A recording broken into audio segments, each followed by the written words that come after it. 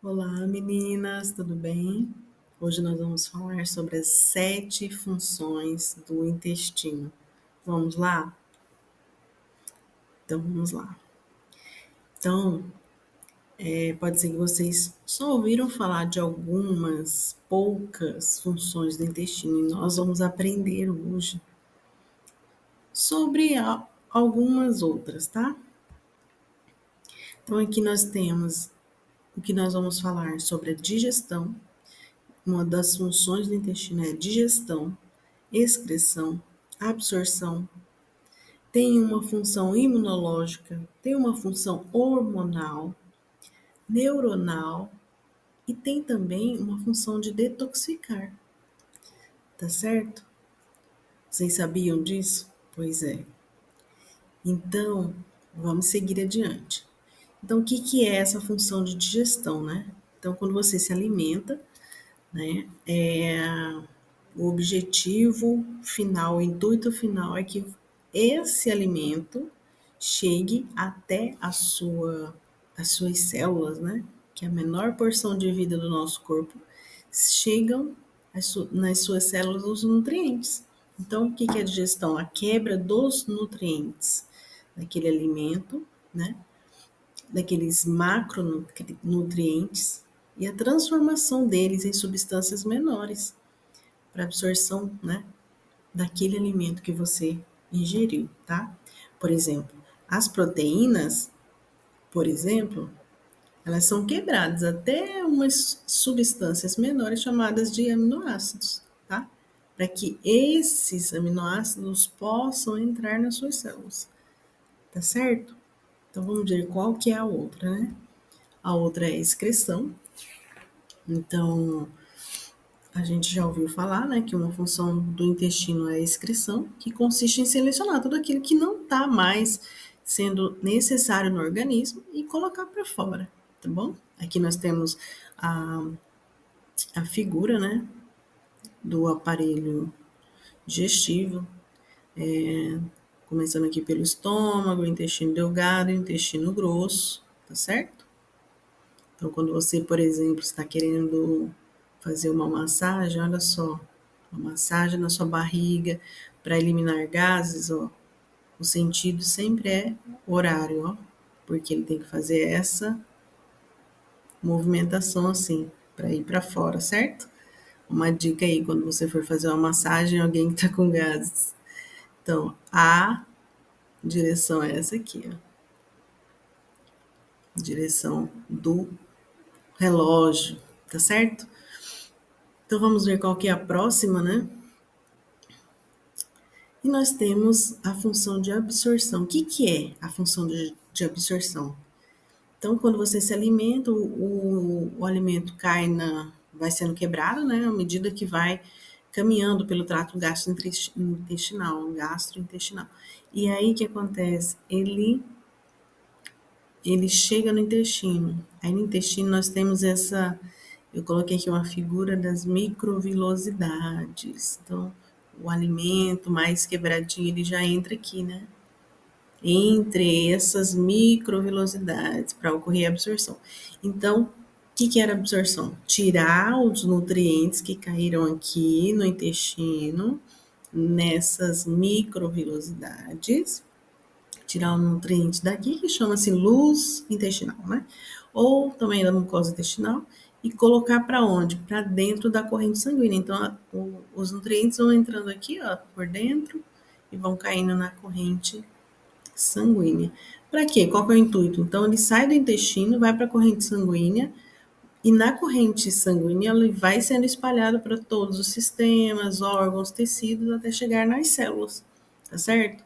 Então, essa é a outra função de absorção, tá bom? Aí nós temos também a função imunológica. Vocês já sabiam disso? Pois é, o intestino é um dos principais órgãos imunológicos. Então, quando o intestino ele está ruim, entendeu? Alguma disfunção imunológica vai existir ali.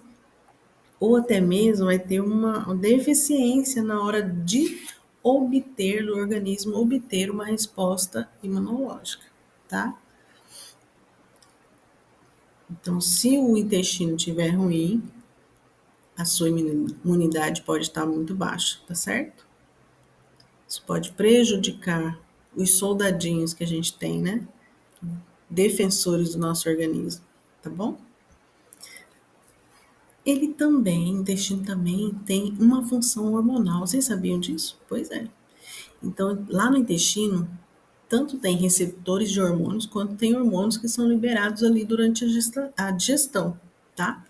Um hormônio que vocês podem conhecer agora é a colecistocinina.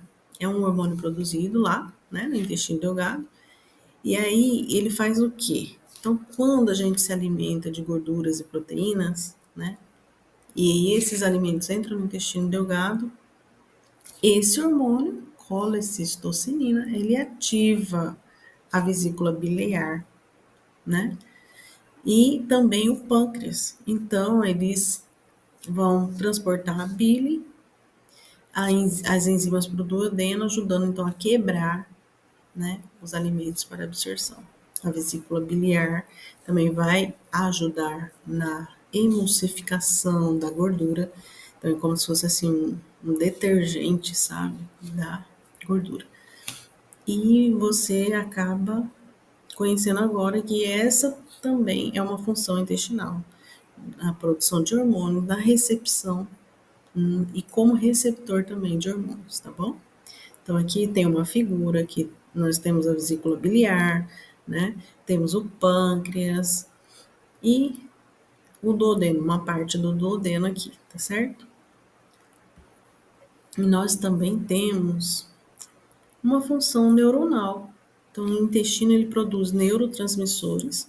Então, aproximadamente uns 85% da serotonina, que é um neurotransmissor, aquele hormônio da felicidade, do bem-estar, né?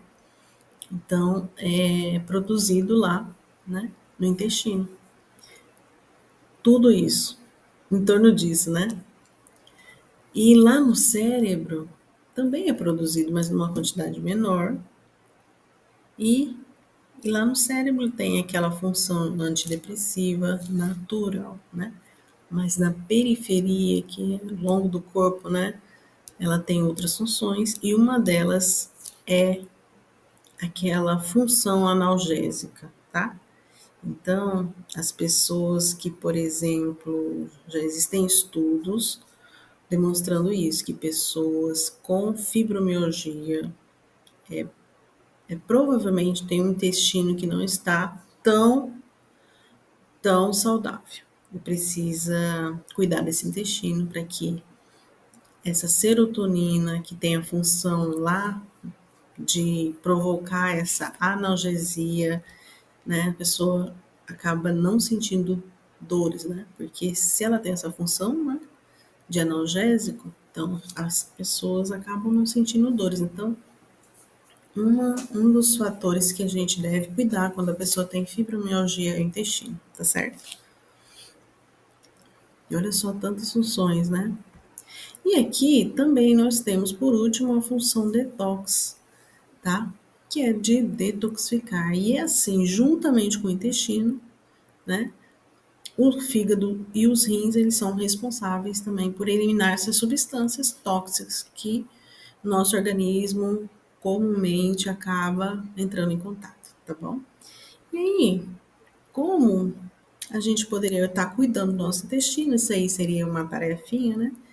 Para que vocês possam fazer.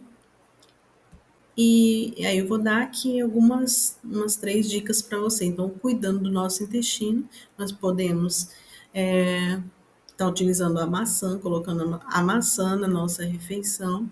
E aqui tem uma receita de maçãs cozidas, inclusive esse foi um achado feito por Dr. Ash, tá? Aqui é a referência dele. E ela tem um grande efeito no intestino, ajudando a regularizar o seu intestino, ajudando a cicatrizar, a restaurar, entendeu? Porque pode ser que você não saiba, mas a gente agride muito o nosso intestino com alimentos que não servem para nós, mesmo que sejam saudáveis, às vezes tem alimentos que não servem para nós, tá? E aí vocês podem estar verificando isso. Aí a segunda dica é fazer o uso da biomassa da banana verde. E aqui tem então uma receitinha para vocês, tá certo? Vocês podem dar uma olhada e verificar certinho. Vocês podem congelar e estar utilizando em polpas, em sucos, tá certo? E nós temos também a terceira dica, que é a utilização de probióticos, né? Olha só, como o kefir, né? Que é um alimento probiótico composto de leveduras, bactérias boas, são boas para o seu intestino. E aqui eu encontrei um link, um site de confiança para que vocês possam adquirir esse kefir de maneira segura, tá? Inclusive é do Dr. Kefir, não sei se vocês seguem ele no Instagram. E, é uma pessoa assim que eu tenho confiança de indicar, tá bom? E é o chucrute que é uma preparação culinária, né, feita por meio da fermentação das folhas frescas do repolho. Aí tem pessoas que também colocam alface também, tá? E aqui eu dou um link para vocês acessarem de como fazer o chucrute. É super fácil. E isso aqui também vai estar melhorando o seu intestino, tá certo, minhas queridas? Então, eu deixo aqui, né, essas dicas, essa aula, mesmo que seja rápida, mas vocês podem utilizar essas dicas que foram dadas e aproveitem para cuidar do seu intestino com alguma dessas opções, tá certo? E obrigada e até a próxima aula, tá certo? Um abraço a todas.